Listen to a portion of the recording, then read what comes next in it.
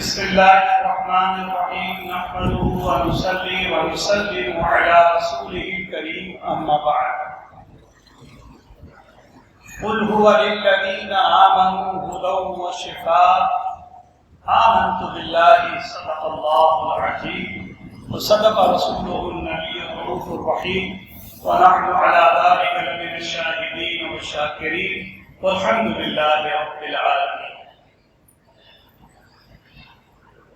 7 روزہ درس قرآن، آج اس کا تیسرا درس ہے، 23ویں شب رمضان مبارک 1445 ہجری منگل کا دن، اور آج 2 اپریل 2024 ہے۔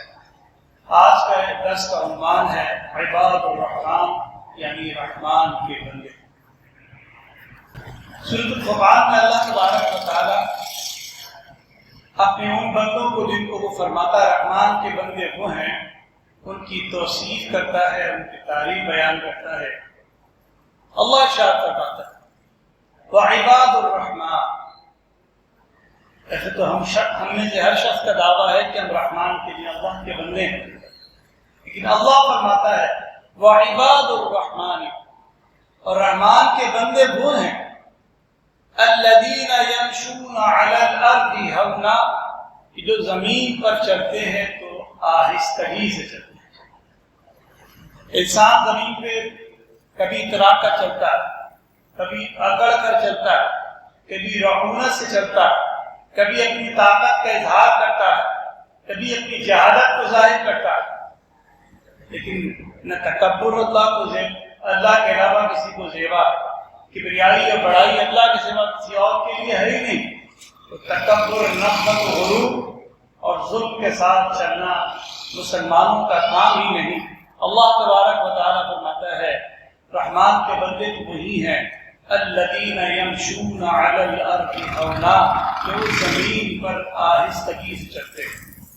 کچھ لوگوں کا چلنے کا انداز تکبر کے ساتھ ساتھ کہ ہر وقت اس طرح زمین کو پٹک پٹک کر چل رہے ہیں، اپنے بوٹوں کو، اپنی جوتوں کو، اپنے پاؤں کو زمین پر یوں مارتے ہیں گویا کہ زمین میں کوئی سوراخ کر دیں گے، وہ کوئی پہاڑوں پر چڑھ جائیں گے یا کچھ اور کر لیں گے۔ تو یہ نفرت، تکبر اور غرور کے ساتھ چلنا۔ اللہ فرماتا ہے ایمان والے یعنی اللہ کے بندے، رحمان کے بندے تو وہی ہیں جو آہستگی سے چلتے ہیں۔ ان آہستگی سے چلنے کا مطلب کیا ہے؟ وقار کے ساتھ، تمکنت کے ساتھ، عجز و انکساری کا پیکر بن کر، کہ وہ یہ ظاہر کریں کہ ہم اللہ کے بندے ہیں، اور جب اس طرح چلتے ہیں تو کسی کو حقارت سے نہیں دیکھتے اور نہ تکبر اور نفرت کے ساتھ کرتے ہیں۔ پھر فرمایا وَإِذَا خَاطَبَهُمُ الْجَاهِلُونَ قَالُوا سَلَامًا، اور جاہل جب ان سے بات کرتے ہیں تو وہ جواب میں کہتے ہیں بس سلام۔ قرآن کریم فرقان حمید گویا کہ ایک آپ کو طرز عمل دیتا ہے، ایک نتیجہ فکر دیتا ہے کہ جب جاہل آپ سے گفتگو کرے، اس کی جہالت کب ظاہر ہوتی ہے؟ جب دلیل کو چھوڑ دے، مغلظات پر اتر آئے، وہ کٹ جدی کرنا شروع کر دے۔ اگر آپ سمجھنا چاہیں جناب سیدنا ابراہیم علیہ السلام نمرود کے ساتھ گفتگو ہو رہی ہے، مناظرہ کر رہا ہے، اور کہتا ہے کہ اے ابراہیم وہ تم جس خدا کی بات کرتے ہو وہ رب کون ہے؟ جناب ابراہیم علیہ السلام فرماتے ہیں ربی الذی یحیی و یمیت، میرا رب تو وہ ہے جو زندہ کرتا اور مارتا ہے۔ تو قال انا احیی و امیت، تو کہنے لگا یہ تو میں بھی کر لیتا ہوں۔ بھلا بتائیے کہ کوئی بادشاہ کو انسان زندہ کر سکتا ہے، مار سکتا ہے؟ یہ زندہ کرنا اور مارنے کا مطلب یہ کہ موت دینا، ایک تو ہوتا ہے کہ ہم سبب بن جائیں کہ ہم کسی کو قتل کر دیں، لیکن حقیقتاً زندگی اور حیات، موت اور ممات یہ تو اللہ تبارک و تعالیٰ کا خاصہ ہے۔ جب اس طرح ابراہیم علیہ السلام کے سامنے نمرود لعین نے یہ کٹھجتی کی، وہ جاہل تھا، تو ابراہیم علیہ السلام نے اس کے اس بے وقوفی کا جواب نہیں دیا، بلکہ فرمایا کہ میرا رب تو وہ ہے جو سورج کو مشرق سے نکالتا ہے اور مغرب میں ڈبو دیتا ہے، غروب کر دیتا ہے۔ اگر تو خدا ہے تو تو سورج کو مشرق سے نکال، مغرب سے نکال دے۔ تو معلوم یہ ہوا کہ جب اس طرح کے بے وقوف اور احمق لوگ کٹوجتی کریں اور آپ کے کرتے ہوئے وہ دلائل کو چھوڑ کر مغلظات اور بری چیزوں پہ آ جائیں، اس کا مطلب ہے کہ اب ان سے گفتگو نہیں کی جائے گی۔ جو رحمان کے بندے ہیں پھر وہاں پر وہ گفتگو نہیں کرتے، بلکہ ان سے کہتے ہیں بس میری اور آپ کی گفتگو ختم ہو۔ قالوا سلاما، کہ بھائی ٹھیک ہے بس سلام ہے آپ کے لیے، اب آپ اپنا کام کریں۔ اسی کو قرآن میں رسول اللہ صلی اللہ علیہ وسلم کے ذریعے فرمایا تھا لکم دینکم ولی دین، کہ میرے محبوب فرمائیے نا کہ تمہارے لیے تمہارا دین اور میرے لیے میرا دین۔ تو یاد رکھیں کہ اللہ تبارک و تعالی رحمان کے ان بندوں کا ذکر کرتا ہے۔ پھر فرمایا والذین یبیتون لربہم سجدا وقیاما، اور وہ جو رات یوں گزارتے ہیں اپنے رب کے لیے سجدے اور قیام میں، وہ رحمان کے بندے۔ اگر غور سے دیکھیں تو جہاں پہ فرمایا یمشون علی الارض ہونا، یہ عام طور پر دن کی کارگزاری، وَإِذَا خَاطَبَهُمُ الْجَاهِلُونَ قَالُوا سَلَامًا، یہ دن کی کارگزاری، دن میں یہ کام ہوتا۔ وہی لوگ جو رحمان کے بندے ہیں جب رات آتی ہے یبیتون لربہم سجدا وقیاما، تو وہ اپنے رب کے حضور میں سجدہ ریز ہوتے ہیں اور لمبا قیام کرتے ہیں۔ کہتے ہیں کہ جب مسلمانوں کی فوجیں سیدنا فاروق اعظم رضی اللہ تعالیٰ عنہ کے زمانے خلافت میں روما کی فتح یابی کے لیے جب گئیں، تو وہاں پر مسلمان کے لشکر کے اندر بادشاہ اور اس کے جو کارندے تھے انہوں نے کچھ بندوں کو بھیجا جاسوسی کرنے کے لیے۔ وہ آئے، مسلمانوں کے لباس میں گھس گئے اور انہوں نے پوری رات یہ دیکھا، پورے دن رہ کر دیکھا، جب جا کر رپورٹ کی تو کہنے لگے ہم نے جیسا ان کو پایا، اللہ اللہ، قیام اللیل و فرسان النہار، کہ وہ رات میں راہب بن جاتے ہیں، یعنی اس طرح اللہ کے حضور سجدہ ریز ہو جاتے ہیں، پھر یوزاری کرتے ہیں۔ فرسان اللیل، اور دن میں مجاہد بنتے ہیں کہ وہ گھوڑوں کے اوپر، فرسان النہار، وہ گھوڑوں پہ سوار ہو کر جہاد کرتے ہیں، رات میں مجاہدہ کرتے ہیں اور دن میں جہاد کرتے ہیں، رات میں عبادت کرتے ہیں اور دن میں جہاد کرتے ہیں۔ پھر کہا جب ایسی قوم ہے ان سے کیا لڑیں گے؟ اور یوں اللہ تبارک و تعالیٰ نے روما کو جو ہے فتحیابی، مسلمانوں کو روما کی فتحیابی عطا فرمائی، سلطنت روما زمین بوس ہو گئی، بیت المقدس مسلمانوں کے پاس آ گیا، سیدنا فاروق اعظم رضی اللہ تعالیٰ عنہ کے ہاتھوں میں اس کی چابی آئی، تو اندازہ کیجئے آج وہی بیت مقدس دشمنوں کے قبضوں میں ہے، اور نہ صرف قبضوں میں ہے بلکہ وہ دشمن ہمارے بچوں کو، جوانوں کو، ہماری عورتوں کو ان کی عصمت دری بھی کر رہا اور ان کے ساتھ قتل و غارت گری بھی کرتا جا رہا۔ افسوس اور افسوس یہ ہے کہ ہم رحمان کے بندے کہ جن کا قیام رات میں مجاہدے کے لیے اور دن میں جہاد کے لیے ہمارے حکمران اور ہم سب گویا کہ ٹکی باندھے دیکھے جا رہے ہیں، اور کوئی قابل عمل حل ہمارے پاس موجود نہیں، کوئی جرت رندانہ موجود نہیں۔ وہ لوگ، یہ قاضی، یہ تیرے پراسرار بندے جنہیں تو نے بخشا ہے ذوق خدائی، دو نیم ان کی ٹھوکر سے صحرا و دریا، سمٹ کر پہاڑ ان کی ہے بسرائی، آج وہ نظر نہیں آ رہے، پراسرار بندے نظر نہیں آ رہے۔ اللہ کے حضور میں یہ دعا کرتے ہیں اللہ جس طرح تو نے ابراہ کے لشکر پر ابابیل کو کنکر دے کر بھیجا، اے اللہ تو ہمیں بھی کوئی ابابیل کی کنکر ہی بنا دے تاکہ ہم بھی جا کر ان تک پھر پڑیں اور کچھ تیرے دین کا کام کر سکیں۔ اے اللہ ہم کو بھی توفیق دے دے، جس طرح رب العالمین فرماتا ہے والذین یبیتون لربہم سجدا وقیاما، یہ لوگ جو رحمان کے بندے ہیں اپنے رب کے لیے رات میں سجدہ ریز ہوتے ہیں اور قیام کرتے ہیں، پوری رات عبادت کرتے ہیں یا کچھ رات عبادت کرتے ہیں۔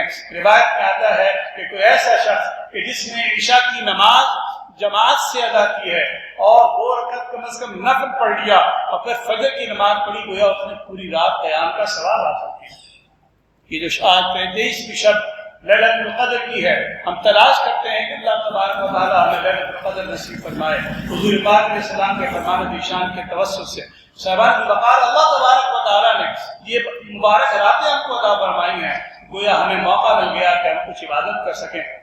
اللہ تبارک و تعالیٰ رحمان کے بندوں کے صفت بیان فرماتا ہے، پھر آگے چل کر فرماتا ہے صرف قیام کرنے سے ہوتا کیا ہے، عبادت کرنے سے ہوتا کیا ہے۔ ایک بندہ جو دل میں اتنا اچھا ہو کہ فضول باتیں نہ کرے اور تکبر و نفرت و غرور کا مظاہرہ نہ کرے، رات میں سجدہ ریز ہو اور جو ہے وہ اپنے رب کے حضور میں قیام کر رہا ہو، کبھی دل میں خیال تو آ جاتا ہے کہ شاید ہم کو خوش ہوں. والذین یقولون ربنا اصرف عنا عذاب جہنم ان عذابها کان غراما. وہ لوگ پھر اللہ کے حضور میں دعا گو ہوتے ہیں کہ اے میرے پروردگار ہم سے جہنم کا عذاب پھیر دے. یعنی وہ خوف ہوتا ہے کہ دن میں اتنے اچھے تھے اور رات میں اتنے اچھے ہیں اور باوجود ان سب کے رب کے حضور میں گڑگڑا کر دعا کرتے ہیں اے اللہ وہ آگے جو جہنم کا عذاب ہے وہ عذاب ہم سے پھیر دے. یہ دعا ہے جو عبادت کا مغز ہے. والذین یقولون ربنا اصرف عنا عذاب جہنم ان عذابها کان غراما. اے اللہ ہم سے اے میرے رب ہم سے جہنم کا عذاب دور فرما دے پھیر دے اس کو. ان عذابها کان غراما. اور بے شک اس کا عذاب گلے کا غل ہے. یعنی فاضل بریلوی فرماتے ہیں گلے کا غل ہے یعنی ہلاک کر دینے والا. گویا گلے کوئی پکڑ لے تو آپ کچھ کر نہیں سکتے. یہ ہلاک کرنے والا عذاب ہے تو اس سے بچنے کی دعا کرتے ہیں. ہم جیسے لوگ تو دن اپنے الٹے سیدھے کاموں میں گزارے اور رات بستر پر گزارے کہ ہم یہ کہتے ہیں کہ شرم نبی نہ خوف خدا. ہم نے یہ بھی نہیں وہ بھی نہیں, نہ خدا کا خوف ہی ہے نہ نبی کا شرم ہے کہ دل لہب میں کھونا دل لہب میں جو ہے گزار رہے ہیں اور رات کو سو کر گزار رہے ہیں. لیکن وہ لوگ وہ ہیں یہ سب کچھ کرنے کے بعد بھی رب کے حضور میں گریہ وزاری کہتے ہیں کرتے ہیں. تو اللہ فرماتا ہے انہا ساعت مستقرا و مقاما. جانتے ہو وہ کیا ہے جہنم؟ وہ بہت بری ٹھہرنے کی جگہ ہے. اب اللہ تبارک و تعالیٰ نے جہنم کی کس طرح اس کی تشریح فرمائی. اب قرآن کریم ان لوگوں کی کچھ صفات کو بیان فرماتا ہے. یہاں تو تعریف بیان کی گئی یعنی وہ کام جو وہ کر رہے تھے ان کا ذکر ہوا اور کچھ کام وہ ہے جو نہیں کرتے, کچھ کام وہ ہے جو نہیں کرتے. دیکھیے کبھی نیکی کی جاتی ہے. اللہ تعالیٰ فرماتا ہے کہ امر بالمعروف و نہی عن المنکر. نیکیاں کرنا, نیکیوں کو حکم دینا, برائیوں سے رکنا. جو نیکی کرنا وہ تو نیکی ہے ہی اور برائی سے رک جانا بھی تو نیکی ہے. تو اللہ تبارک و تعالیٰ ان کی نیکیوں کو ذکر فرماتا ہے اور مقام مدح میں مقام تعریف میں فرماتا ہے والذین اذا انفقوا لم یسرفوا ولم یقتروا وکان بین ذلک قواما. اور وہ کہ جب خرچ کرتے ہیں تو حد سے نہیں بڑھتے, اسراف نہیں کرتے, اور ولم یقتروا اور نیک کاموں میں خرچ کرنے میں تنگی بھی نہیں کرتے. وکان بین ذلک قواما. ان دونوں کے بیچ معتدل راہ پر رہتے ہیں. اب دیکھیے علماء کرام نے جو تشریحات فرمائی ہیں, جو تصریح کی ہے, جو تعبیرات اس کے بیان کی, جو ترجمہ اس کا بیان کیا اور جو صورت بیان کی کہ کوئی ایسا بندہ اسراف کب ہوتا ہے کہ جب حق کے سوا کاموں میں فضول اور لغو کاموں میں آپ خرچ کریں وہ اسراف, اور نیک کاموں میں خرچ نہ کریں وہ اقتدار ہے. یعنی گویا کہ آپ جہاں خرچ کرنا ہے وہاں خرچ نہ کریں تو اللہ فرماتا ہے وہ تنگی, اور جہاں خرچ نہیں کرنا وہاں خرچ کریں تو اللہ تبارک و تعالیٰ فرماتا ہے اسراف ہے. آپ دیکھیے شادی بیاہ کے موقع پر اس طرح کے کاموں میں آپ اسراف ذرا دیکھیے کتنا ہے. لیکن یہی ابھی مساجد کے اندر دیکھ لیجئے, ختم قرآن میں دیکھ لیجئے, یا اور دیگر جو تقریبات ہوتی ہیں, دینی محافل ہوتی ہیں, اس میں لوگوں کا دل بڑا کھلا ہوا بھی ہوتا ہے, لیکن اس کے باوجود بھی لوگوں کی حالت کیا ہوتی ہے کہتے یار اس میں چلو وہ 100 روپے ڈال دو, 200 روپے ڈال دو, 1000 روپے ڈال دو, اور جہاں فضولیات کے کاموں میں ہیں وہاں آپ دیکھیں کتنا خرچ کر رہے ہیں. کسی نے حضرت امام احمد بن حنبل رضی اللہ تعالیٰ عنہ سے پوچھا کہ حضور کیسے معلوم ہو کہ کسی بندے کی کمائی حلال ہے یا حرام ہے؟ تو آپ نے کیا حکم دیا, کیا فرمایا؟ وہ آب زر سے لکھنے کے قابل فرمایا یہ دیکھو خرچ کہاں کر رہا ہے, خرچ کہاں کر رہا ہے. جہاں خرچ کر رہا ہے اگر حلال ہوگا تو وہ حلال کاموں میں خرچ کر رہا ہوگا, لیکن اگر وہ حرام طریقے سے کمایا گیا ہوگا تو وہ پھر حرام کاموں میں خرچ ہو رہا ہوگا, اسراف ہو رہا ہوگا. تو یاد رکھیں حق اور سچ کی راہ میں اگر خرچ نہ کریں تو اسے اللہ تبارک و تعالیٰ نے تنگی فرمایا, اور جہاں خرچ نہیں کرنا وہاں کریں تو وہ اسراف کہلاتا ہے۔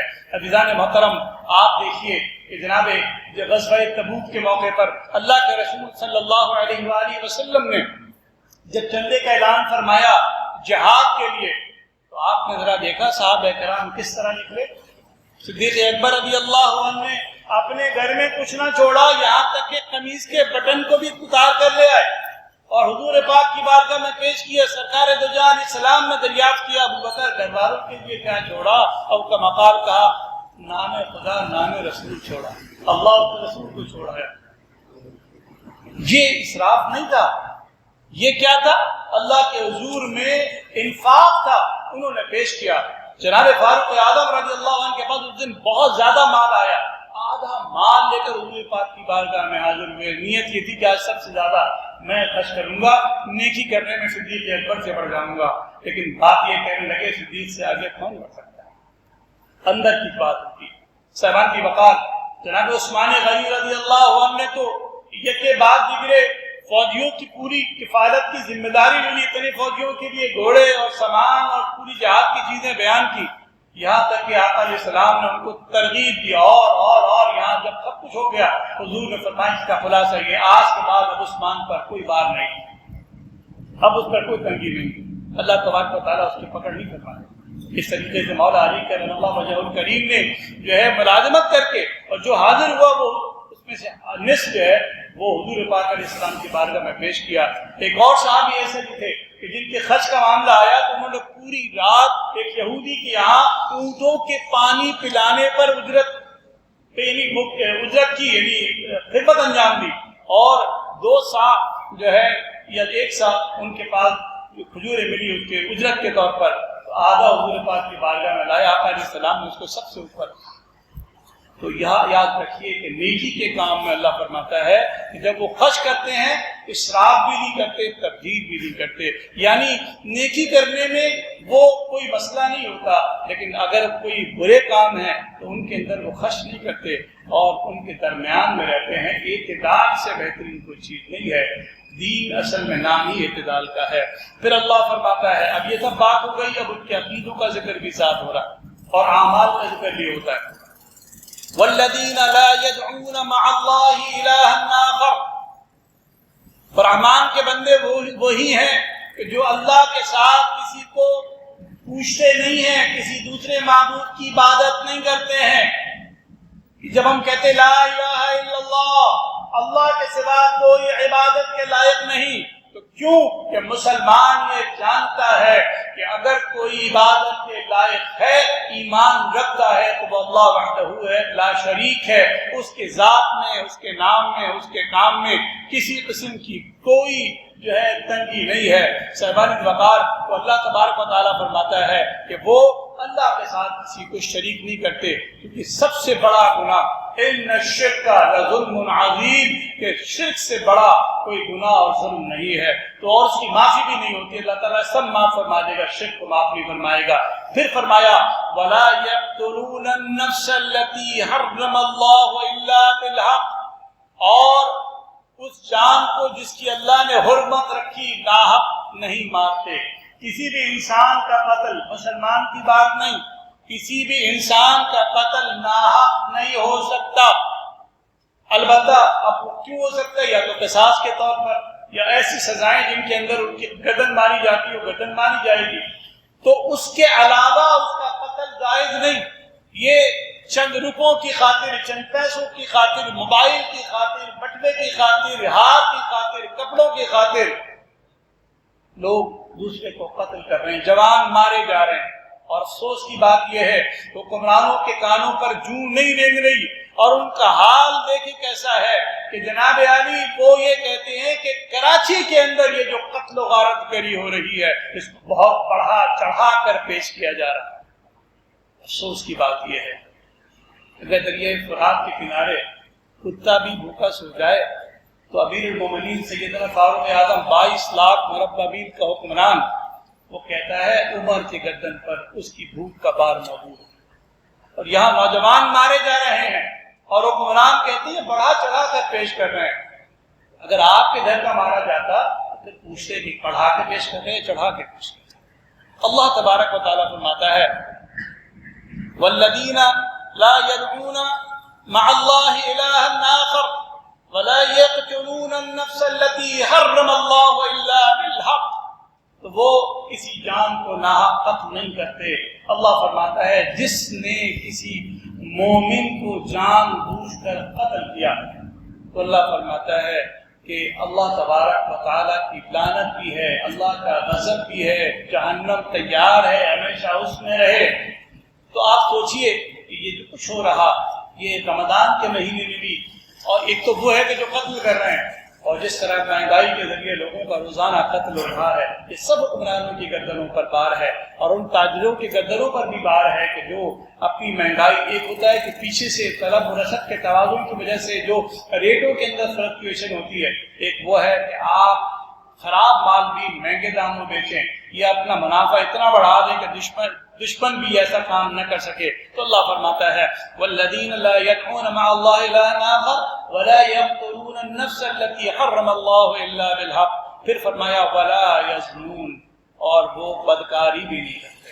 کل گفتگو تھوڑی سی ہو چکی ہے اس پر کہ زناکاری کیا ہے، کہ آپ اپنی جائز جو اللہ تبارک و تعالیٰ نے جو جائز آپ کو عطا فرمایا ہے، وہ اپنی ازواج ان کو چھوڑ کر جو آپ باقی جو ہے بدکاریاں کرتے پھرے، فرمایا کہ نہیں، یہ بھی ایسا کام نہیں کرتے۔ پھر اللہ تعالیٰ فرماتا ہے وَمَن يَفْعَلْ ذَلِكَ يَلْقَ أَثَامًا، اور جو یہ کام کرے اسے سزا دی جائے گی، يُضَاعَفْ لَهُ الْعَذَابُ يَوْمَ الْقِيَامَةِ وَيَخْلُدْ فِيهِ مُهَانًا، تو وہ سزا پائے گا، بڑھایا جائے گا اس پر قیامت کے دن عذاب، اور ہمیشہ اس میں ذلت کے ساتھ رہے گا۔ پھر اللہ فرماتا ہے، تسلی دیتا ہے الا من تاب وآمن وعمل عملا صالحا فاولئک یبدل اللہ سیئاتہم حسنات وکان اللہ غفورا رحیما، مگر جو توبہ کرے اور ایمان لائے اور اچھا کام کرے، توبہ کرے گا، ایمان لائے گا، اس کا مطلب ہے کہ اگر وہ کوئی ایسے کام کر رہا تو کہیں نہ کہیں اس کا ایمان بھی چلا جاتا ہے، بدکاری کرتا ہے، زنا کرتا ہے، بندہ جب زنا کرتا ہے تو اللہ تبارک و تعالیٰ اس کا ایمان نکال دیتا ہے۔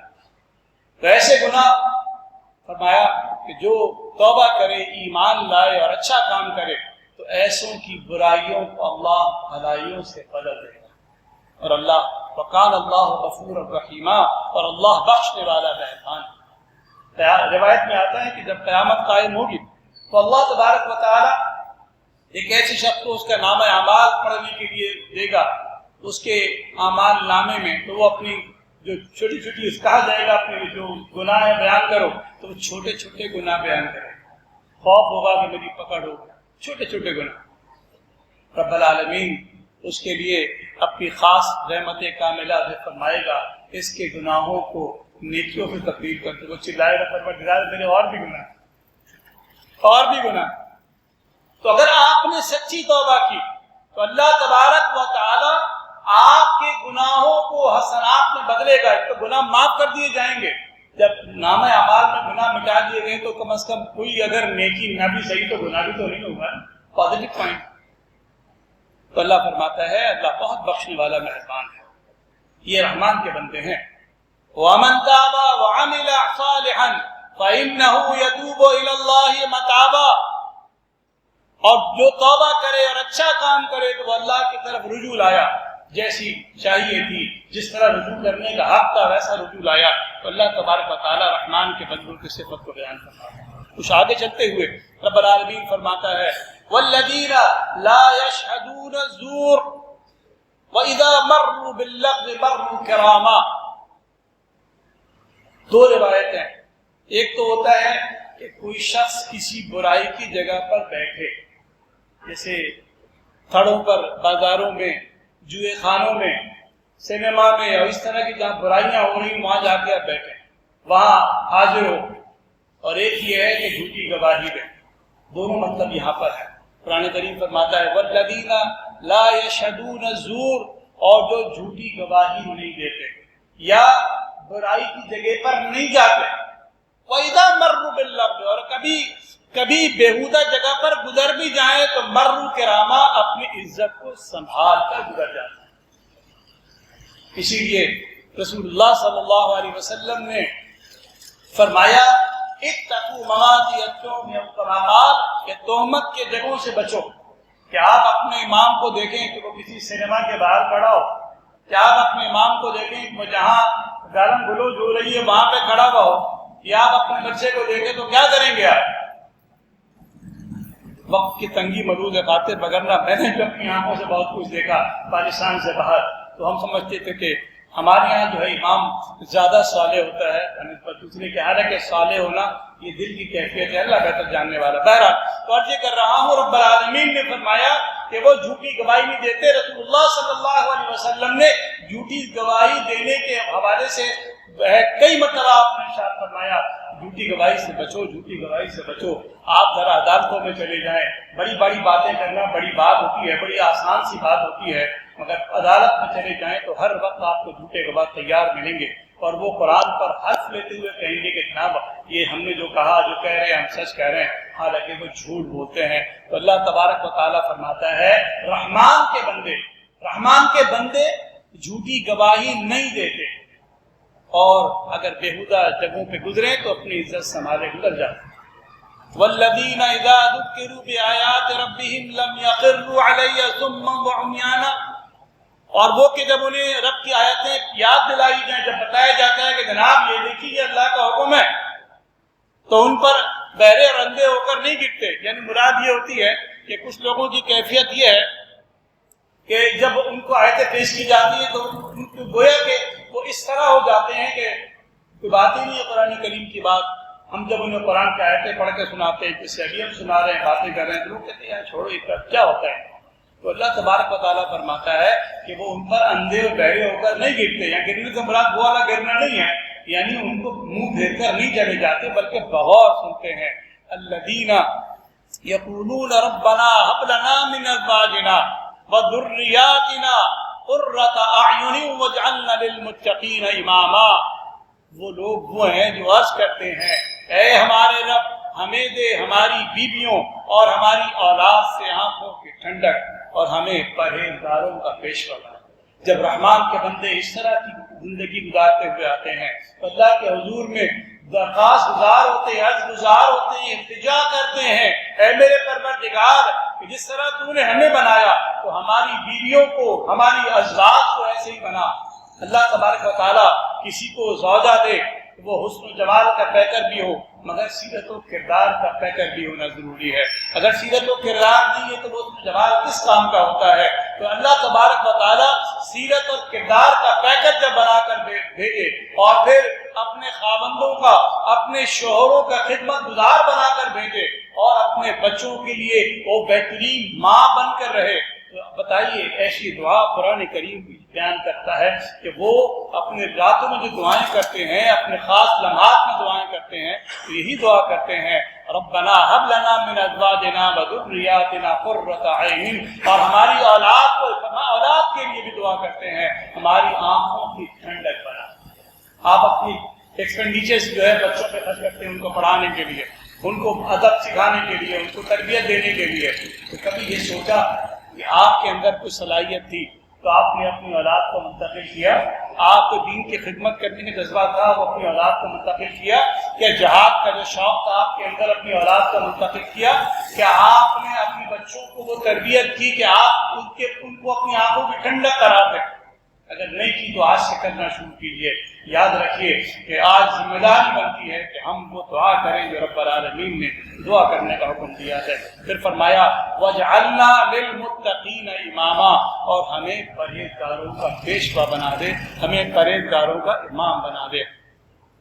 اللہ تبارک و تعالیٰ اس کے بعد ان رحمان کے بندوں کے لیے جن لوگوں نے اس طرح کی زندگی گزاری فرماتا ہے اولئک یجزون الغرفۃ بما صبروا ویلقون فیہا تحیۃ وسلاما.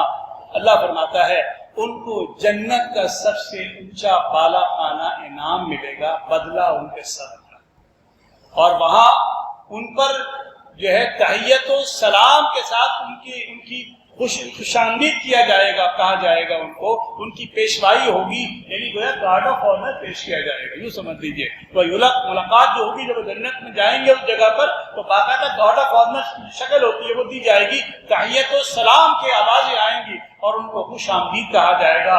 پھر کیا ہوگا؟ خالدین فیہا، وہ ہمیشہ اس میں رہیں گے۔ حسنت مستقرا و مقاما، اور وہ جنت کیا اچھی ٹھہرنے اور بسنے کی جگہ ہے۔ اللہ فرماتا ہے قل ما یعبأ بکم ربی لولا دعاؤکم فقد کذبتم فسوف یکون لزاما۔ فرمایا تم فرماؤ میرے محبوب تمہاری کوئی قدر نہیں ہے میرے رب کے یہاں۔ یہ عاقل میں تنبیہ کی جا رہی ہے۔ تم رحمان کے بندے بننا چاہتے ہو تو تم ذرا سوچ لو، اللہ کے رسول کو اللہ تبارک و تعالی حکم فرماتا ہے کہ بندوں کو بتا دیجئے کہ اے بندو، اللہ کے بندو، تمہاری کچھ قدر نہیں میرے رب کے یہاں اگر تم اس کی عبادت نہ کرو۔ عزیزو، یہ نیکٹر ہے، یہ نچوڑ ہے، یہ وہ چیز ہے جو اللہ تبارک و تعالی اپنے بندوں سے چاہتا ہے۔ آخری بات، اللہ رب العالمین فرماتا ہے محبوب فرما دیجئے تمہاری کوئی وقت نہیں، کچھ قدر نہیں میرے رب کے یہاں اگر تم اس کی عبادت نہ کرو۔ تو تم نے جھٹلایا تو اب ہوگا وہ عذاب کے تمہیں پکڑ کر لپٹ کر رہے گا اور تم اس میں گرفتار کر دیے جاؤ گے۔ صاحبان دی وقار، تو معلوم یہ ہوا کہ یہ جو قرآن ہے یہ ان تمام دلوں کی اور جسمانی اور ظاہری بیماریوں کے لیے شفا ہے، ہدایت ہے۔ اسی لیے اللہ تبارک و تعالیٰ ارشاد فرماتا ہے قل ہوا للذین آمنوا ہدی و شفاء۔ محبوب فرمائیے ان سے کہ وہ قرآن ایمان والوں کے لیے ہدایت اور شفا ہے۔ آپ نے دیکھا کہ یہ ہدایت اور شفا کیسے ملتی ہے کہ رحمان کے بندے بنے، جو نیک کام کرنے کا حکم ہے وہ کریں اور جن برائیوں سے بچنے کا حکم وہ اس سے بچ جائیں۔ پھر جنت بہترین ٹھکانہ، بہترین مستقر ہے اور بہترین انعام ہے۔ اللہ تبارک و تعالی ہم سب کو بھی اپنے رب کی سچی عبادت کرنے اور اس زجر و توبیخ جو حضور پاک علیہ السلام نے فرمائی کہ ہم اپنے رب کے سوا کسی کی عبادت نہ کریں، اگر کریں گے تو پھر اللہ کے ہماری کوئی قدر نہیں ہوگی۔ اللہ تعالی ہم سب کو قرآن حکیم، فرقان حمید اور جناب محبوب کریم رؤوف رحیم صلی اللہ علیہ وسلم پر عمل کی توفیق